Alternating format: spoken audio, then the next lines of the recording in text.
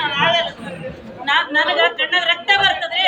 ನಮ್ಮಲ್ಲೆಲ್ಲ ರೈತರು ನನ್ನ ಜೀವ ಹಿಡಿತಾರೆ. ಅಲ್ಲೆಲ್ಲ MP ಅವ್ರು ಬೇಡ ಅಂದ್ರೆ MP ಅವ್ರು ಕೂಡ ಬೇಡ ಅಂದ್ರೆ ನಾವು ಮೀಟಿಂಗ್ ಬರ್ಬೇಕೆ ಬರಬಾರ್ದು ಅಂದ್ರೆ ಒಬ್ಬ ಸಾಮಾನ್ಯ ಮಹಿಳೆ ಗೆದ್ದದ್ದು ಎಲ್ಲ ಕಷ್ಟ ಆಗಿದೆ.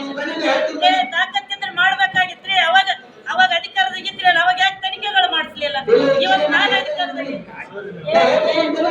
ನೀವೇ ಎಲ್ಲ ಮಾಡಿರೋದು. ನೀವು ಬಂದು ಮೇಡಮ್ ಯಾರು ನೋಡ್ರಿ, ಈಗ ಇಬ್ಬರು ತಹಸೀಲ್ದಾರ್ ಅವ್ರು ಬರ್ತಾರ.